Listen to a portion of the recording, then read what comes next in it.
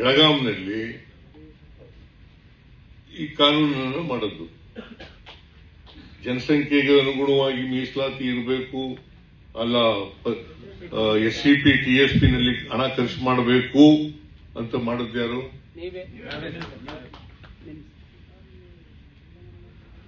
ಅದಕ್ಕಿಂತ ಮೊದಲು 13-14ರಲ್ಲಿ 8,000 ಚಿಲ್ಲರೆ ಇತ್ತು. ನಾನು ಈ ಕಾನೂನು ಮಾಡಿದ್ಮೇಲೆ 15,000 ಆಯ್ತು. 15,000 ಚಿಲ್ಲರೆ. ಆಮೇಲೆ ಈ ವರ್ಷ ಎಷ್ಟಿದೆ ಗೊತ್ತಾ?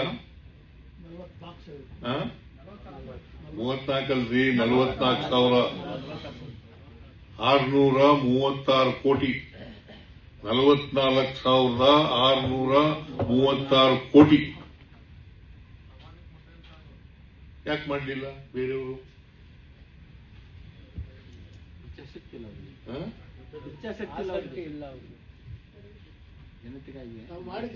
ಸಾಮಾಜಿಕ ನ್ಯಾಯಕ್ಕೆ ಬದ್ಧತೆ ಇಲ್ಲ. 7D ಬದಲಾವಣೆ ಮಾಡಿದವರು ಯಾರು? ಡ್ರಾಪ್ ಮಾಡಿದವರು ಯಾರು? 7 ಆಮೇಲೆ ಮುಂದೆ ಮಾಡಬೇಕಾದ ಬೇರೆ ವಿಚಾರ. 7D ಅದನ್ನ ಡ್ರಾಪ್ ಮಾಡಿದವರು ಯಾರು? ಅಮೆಂಡ್ಮೆಂಟ್ ಮಾಡಿ ಆಯ್ತು. ಈಗ 4% ಬಡ್ಡಿನಲ್ಲಿ 10 ಲಕ್ಷದವರಿಗೆ ಸಾಲ ಸಿಗಬೇಕು ಬ್ಯಾಂಕ್ನಲ್ಲಿ, KSFCನಲ್ಲಿ ಅಂತ ಮಾಡಿದವರು ಯಾರು?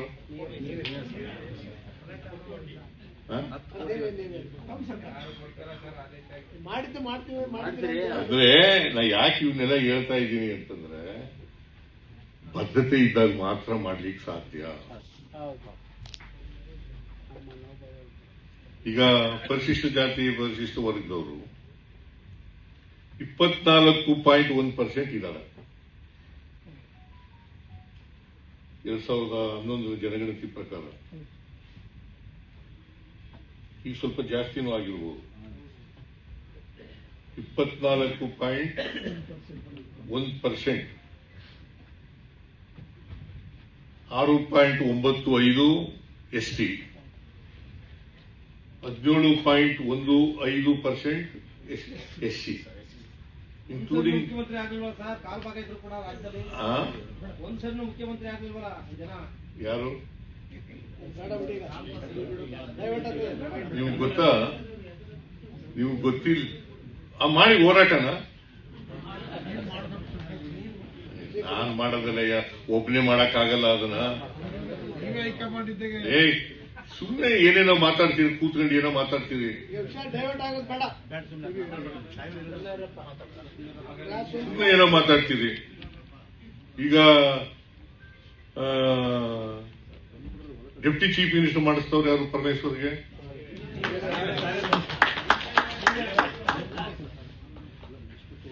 ನಾಲ್ಕೈದು ಮಾಡಬೇಕು ಅಂತಿದ್ರು.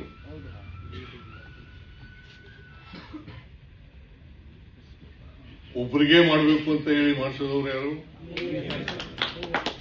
ಆಯ್ತಪ್ಪ.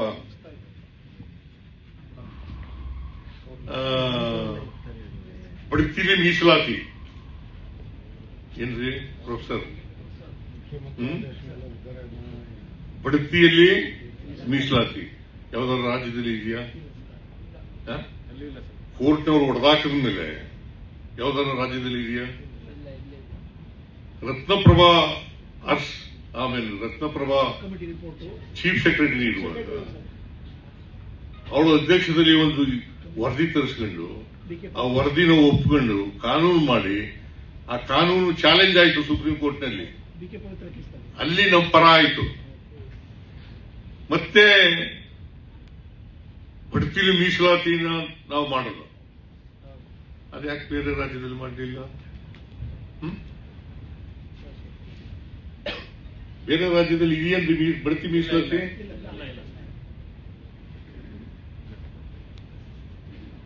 ಇದೆಯಾ ಕರಿಯೋಣ?